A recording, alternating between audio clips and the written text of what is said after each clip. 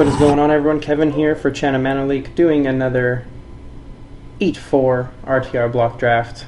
Not gonna lie, I've been running pretty terribly in these. I won the 64-man and I made the finals with one of my other drafts, but for the most part running pretty bad. So for posterity's sake, I'm gonna show it right here. Boom, 1838. It was 1870 something before I started running really badly, but so you know, I'm not a great drafter, but doing pretty okay here. Anyways, for this pack, we got Catch and Release. Not really into Catch and Release, I don't think. I think Crisis Incubation's pretty good here. I think Armed and Dangerous is pretty good. I was watching a video on Channel Fireball, and one of the drafters was saying that he thinks that people really overrate Armed and Dangerous, and that may be true, but even if it wins the game for you some of the time by itself, I still think that's pretty strong. Passing a Maka and a Crisis Incubation, but Armed and Dangerous is what we're going to take here. Okay, this is an interesting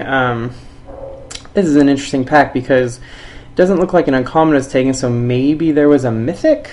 I did a draft earlier today in which I lost in the first round to a guy who played Voice of Resurgence turn 2 every game. So maybe it's a Voice of Resurgence or something. Otherwise, I'm not sure why you wouldn't take a War Leader's Helix. I'm trying to think of a common you'd take over like a War Leader's Helix. I'm not sure I can think of one.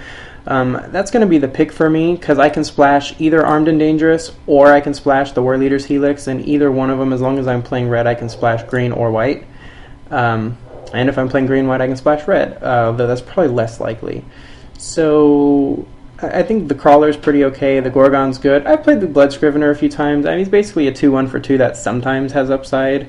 I think that's okay, but it's going to be War Leader's Helix. It's a pretty strong card. I'm not really super excited about the Blaze Commando, so I don't think that's what I'm going to go with.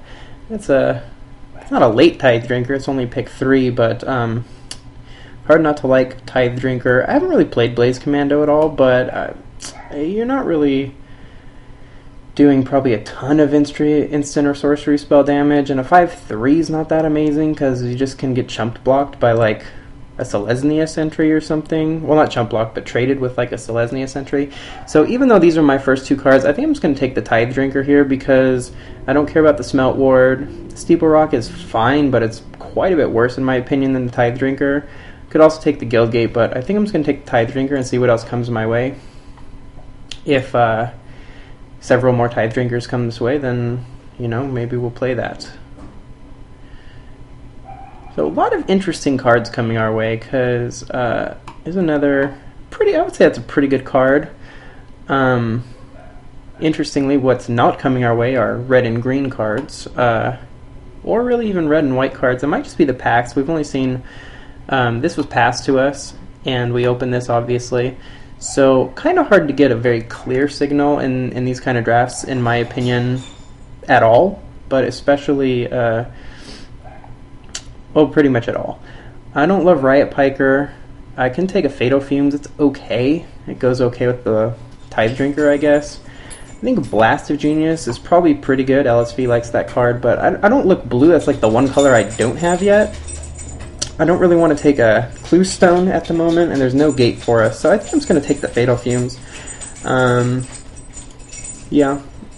Oh, second Blast of Genius. Okay, so maybe Izzet's pretty open. I'm not a big Izzet fan, though.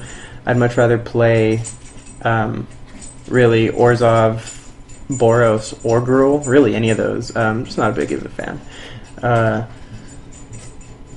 No reason to go with that. I think Punish the Enemy is going to be the choice here. I've already got 2 good red cards. So yeah, I think we're just going to take that. Alright, here I'm going to snap up the Crawl Warrior. No great fixing. Again, the blue's the one color I'm pretty clearly not playing, so I'm happy just taking the green card here.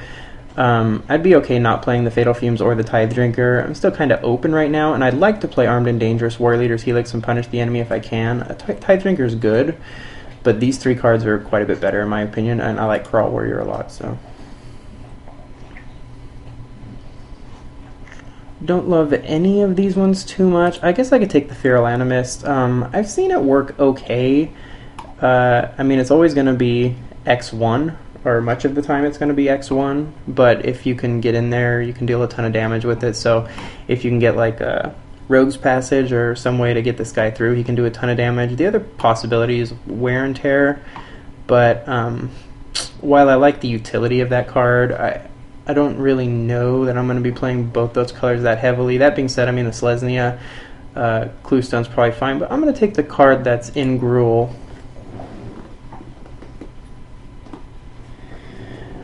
Alright. I don't really like any of these cards. To be fair, none of these cards are good for anybody, really. All these cards are pretty much unplayable. I guess you can play Clear the Path against a deck who has a lot of walls. The Cluestone, if you're thinking of playing black and green, which I guess is possible. In fact, I guess I'll take the Cluestone just in case. I don't want to play a Blaze Commando, so...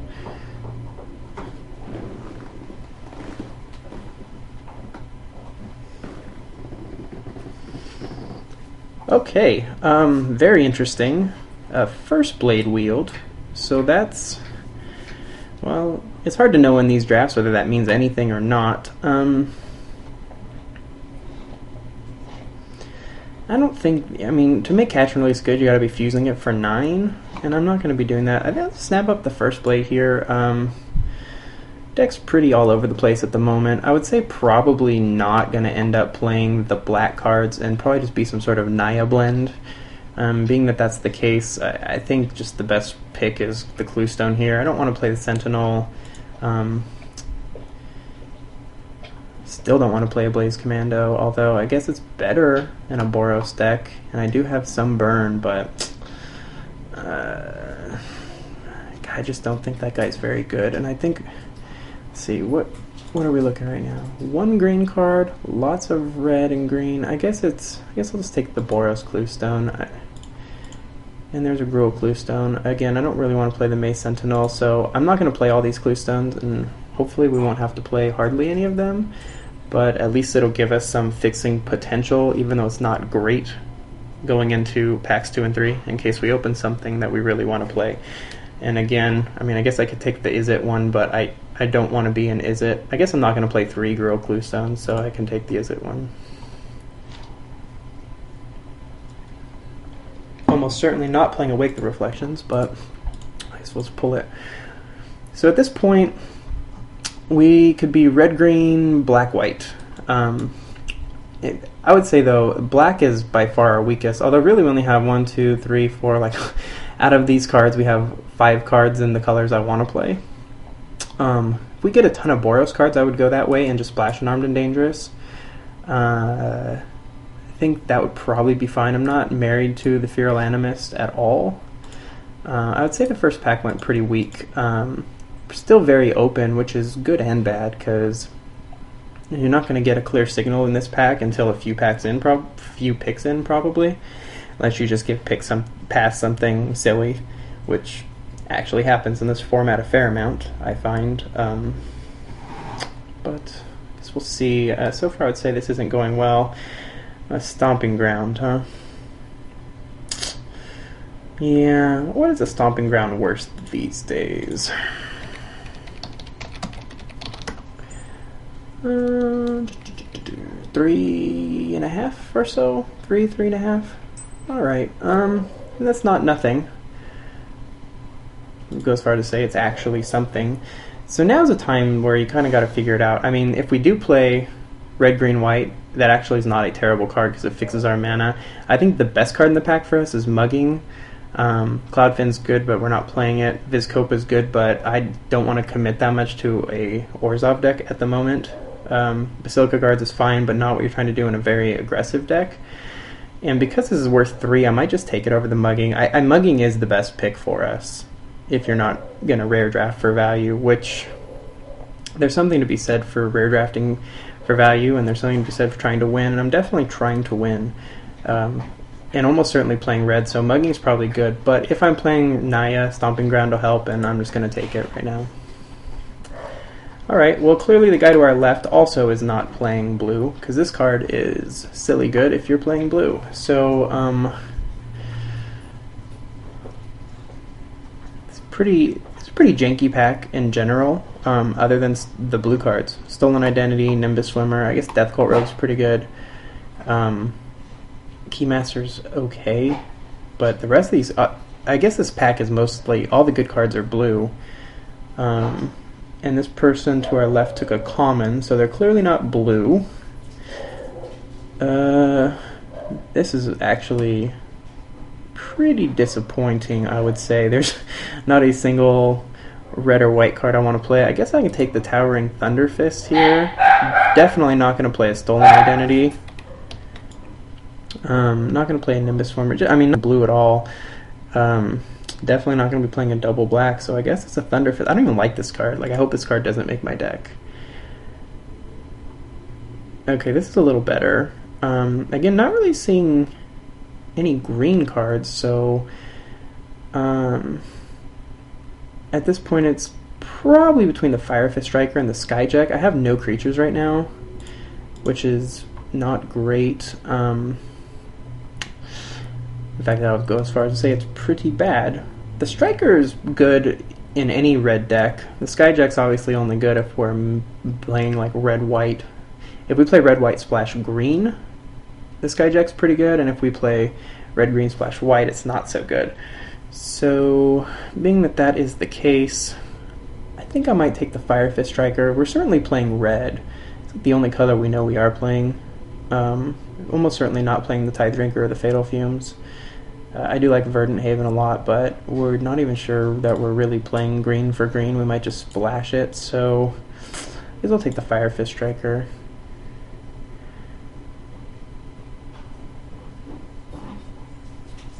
Well, the terrible packs just keep coming for us. I mean, again, this is a bad pack for everybody. None of these cards... This is a pack full of bad cards. Some Fixing and a Zarichi Tiger and a Bomber Core. A bad... what I would consider a fairly bad 2-drop or a not that good 4-drop. Again, I guess for the same reasoning, red, maybe it's just better to take the Bomber Core, and at least we know we're playing red. Here, I could take the Guild Gate, which isn't terrible.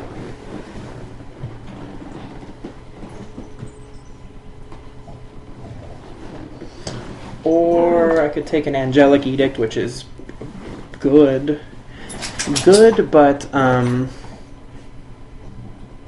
in white. I mean, I'm definitely going to play some white, I think. So maybe I'm just red, white, splash green, and I just take the Angelic Edict. And I do have some burn though. I don't think I need the Fixing, especially since we're light on playables. We're probably gonna have to play some sort of Clue Stone, so I'm gonna take the Angelic Edict. Borborygmos, huh? Interesting. I think I'm going to take Borborygmos for mostly... I mean, if it wasn't for Borborygmos, I'd probably take Prophetic Prism or Burst of Strength. But Borborygmos, while it's an 8-drop, at this point our deck is pretty weak. We got some removal. We don't have a lot of creatures. It's pretty weak. So I'm going to take the Borborygmos, and maybe we can go that direction. At least we have a way to win the game if we get there. Say this deck is not going well. I have no idea what these people are playing. Like, I guess they're not playing blue, because been passed nothing but blue cards, especially this pack. Like, I can't even... I mean, none of these cards are really even playable. I mean, I could take like a Shielded Passage or like a Beckon Apparition.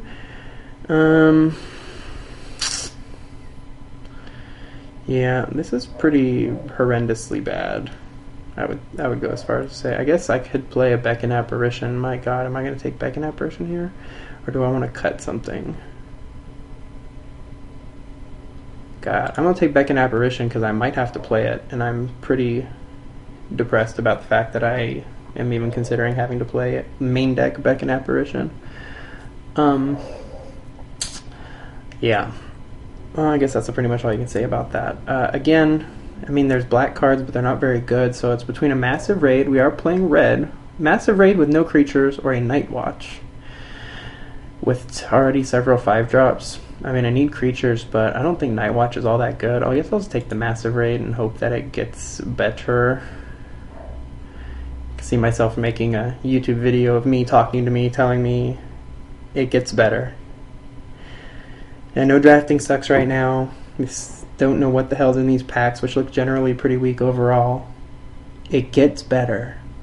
Kevin, it gets better. I guess I'll take an aerial maneuver. I can play it to the point of taking cards that, yeah, I can play it. And I mean, if I have to play one of these cards, I'm just going to cry myself to sleep tonight. I'd rather play Clue Stone of colors I'm not playing and sacrifice them or something. Gridlock is fine. Keymaster Rogue, I guess I'll just pull a Keymaster Rogue like that. I don't want to lose to a Keymaster Rogue. I can play a Wildwood Rebirth if I have to. Okay, so I would say things are going very poorly. Other than playing blue, which I guess we could have a pretty good Izzet deck, I guess.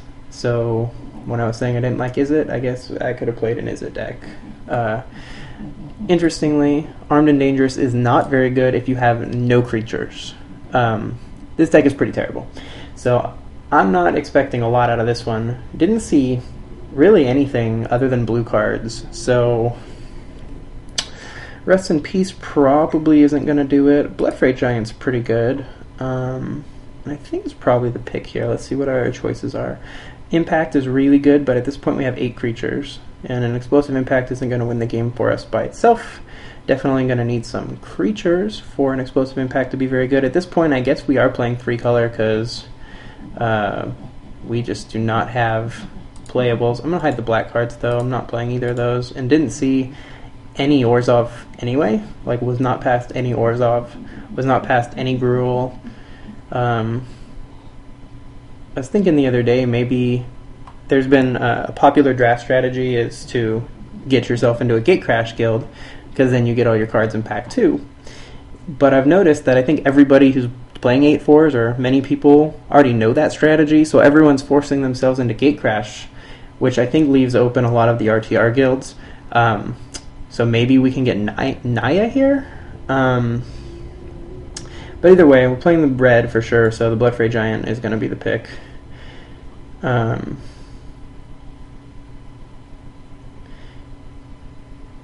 Here, Hailhole Flailer is pretty good, but again, I don't think we're playing black.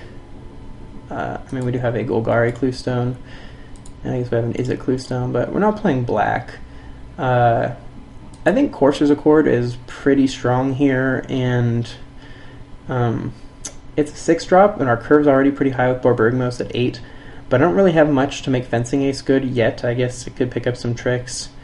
I could pick up like a Swift Justice or an Axebane Guardian is pretty good, but I think I need some creatures that can like do damage, and I think it's going to have to be Courser's Accord. This deck is a pretty big mess. I don't expect to win a round with this one, but again, back to what I was just saying, my theory about RTR guilds being open. I've noticed in these RTR packs, see a lot of cards that go kind of late that are pretty good. I mean, we're only 3rd pick in, but Trestle Troll is really good. You'll see those go around pretty late.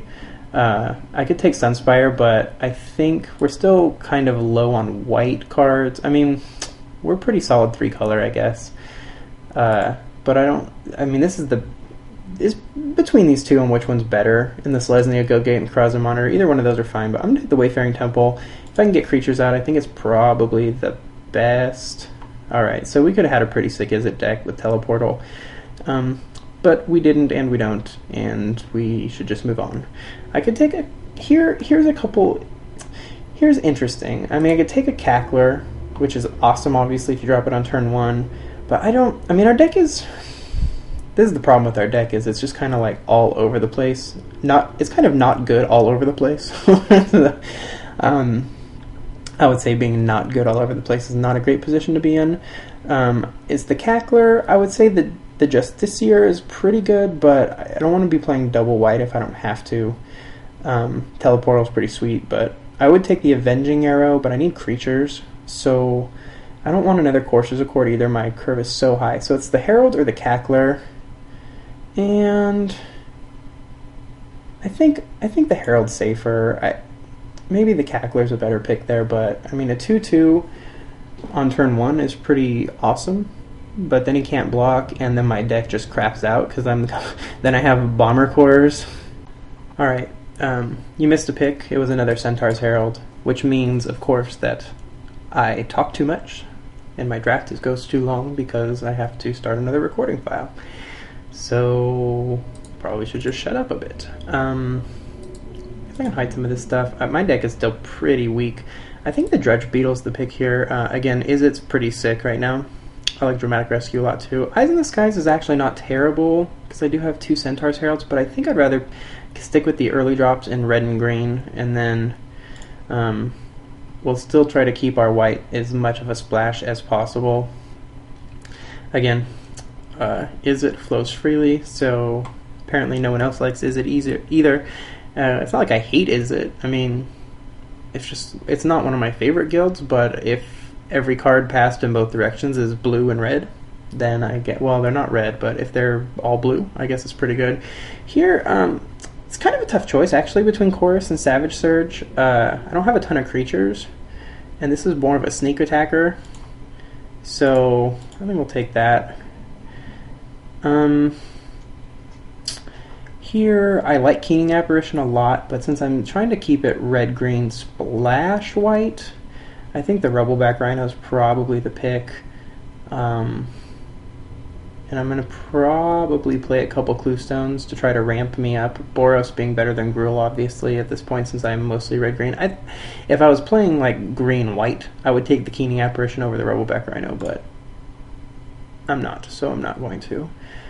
Giant Growth is fine. See, this is like a really late Trestle Troll, and that's a pretty good card.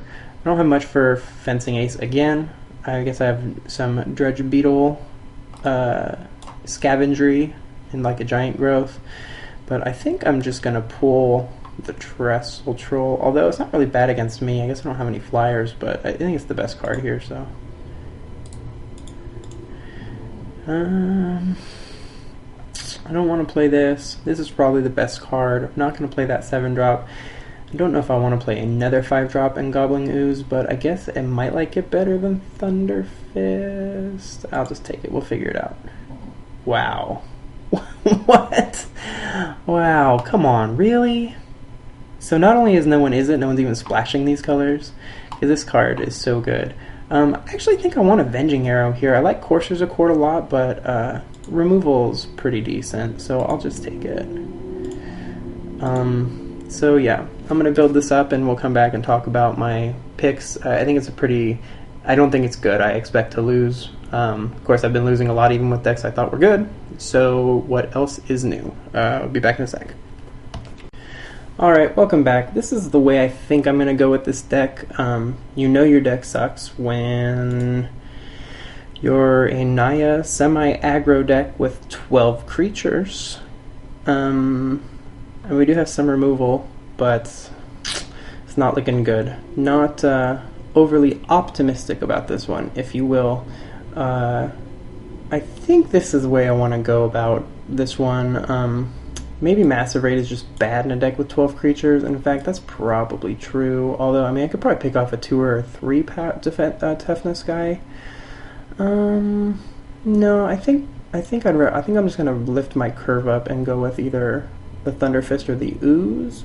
Both are, I guess, the Thunder Fist because I'm trying to be a little more defensive and he gets Vigilance. I don't know, maybe Gobbling Ooze is better. Let me know what you think about that, other than that you think this deck sucks, because I agree with that about 100%.